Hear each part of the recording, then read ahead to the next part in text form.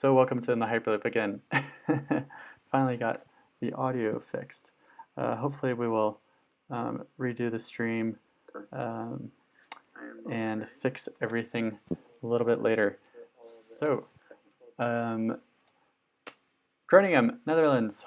Well, they finally released that HARDT has selected Groningen. Apparently there was a lot of money and benefits in selecting Groningen in that there's a lot of land. I would highly recommend you check out this press release. The main bits, kind of at the bottom, in the coming months the parties involved will work together to gather around the table to discuss whether development of a Hyperloop can be accelerated by means of a public-private partnership. So that's really interesting. It's a 3-kilometer test track, and there's this Hyperloop group, hashtag HyperDeepHurrah, that is kind of trolling everything, but it's awesome and it's so funny. I'd highly recommend you check it out. This news article also lays out kind of the announcement by HTT in the video, and if you understand Dutch, I would highly recommend you watch it. But Delta Hyperloop is investing 25 million euros to the province of Groningen to contribute 3 million euros to build this test track. Maybe a minimum of 110 jobs and a maximum of 1,300 to build this test track and learning center. Again, it's 3 kilometers, so you can still make a complaint about this test track until January 8th if you live in the Netherlands, but I'd highly recommend you check out this article. Next, Magway, which is the British company, is in charge of making shipping containers a little smaller, and in between logistic companies, they released this really fun video of their product shipping little tiny presents for Christmas, which really gets to the heart of the organization, and I'd really recommend you check out Magway itself because they've had a lot of updates. They're in the middle of a crowdfunding campaign, and they're getting very, very close to fully funding it. So you can invest too into Magway if you wish. They're so close with 393 investors, and they were recognized in 100 global startups and winner of a Innovate UK grant, which is kind of a big deal. So they're building out their technology, and as we get around that, they've already raised $1 million in seed funding and grant funding, and they want to build 2 demonstrator tracks at their test facility in Wembley, and then move pretty rapidly to develop further tracks in the very short time, and these are very small diameter tubes, so it'd be easy for them. Next, Transpod had a op-ed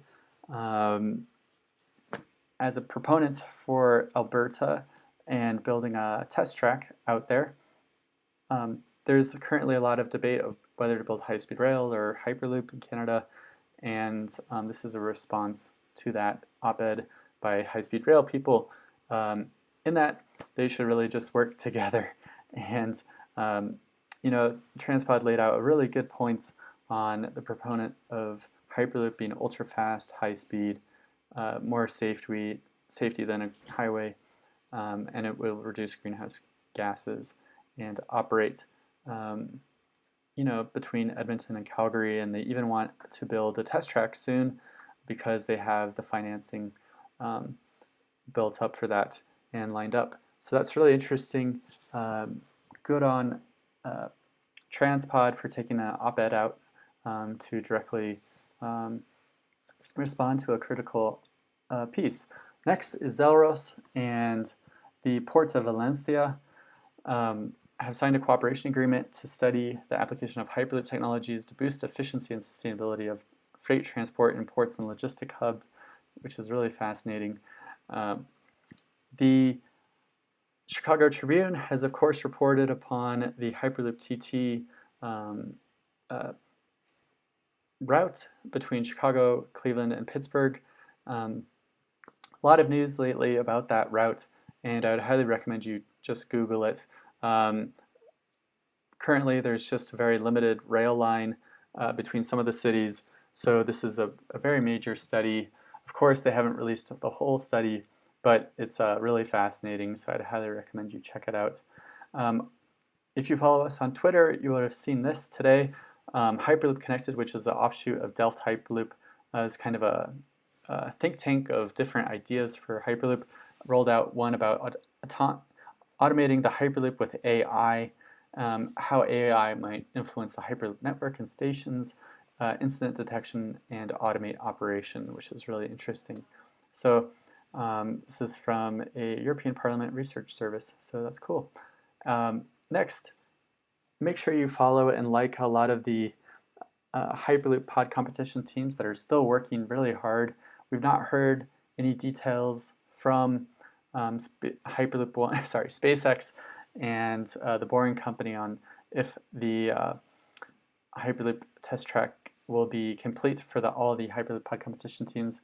But in the meantime, check out HyperMap on their Instagram accounts. They were present for the release of the Hyperloop TT feasibility study, and they have, of course, the really fascinating Hyperloop routes so that you can fly around just like in Google Earth. So congratulations to all the Spartan Hyperloop, as well as all the other Hyperloop teams, including Delft, working hard still in that they haven't heard the full competition rules. Magway we've talked about, and this is a really interesting article about the British Magway company and how they're positioning themselves to work with, sorting and logistics centers and have rapid transportation between them, and that will greenify the last mile kind of transport of packages around. It's also interesting that they want to connect Heathrow Airport to alleviate freight traffic and construction of a wider UK network of pipes spanning hundreds of kilometers expected to start in 2023. So congratulations to Magway for getting some good press. And that's about it. Sorry for the delay and the confusion about the audio. We'll edit this video live stream a little bit better to make sure that all the information is condensed. But thanks again, and feel free to comment on the video and stay in the Hyperloop. Have a good holiday season. Bye-bye.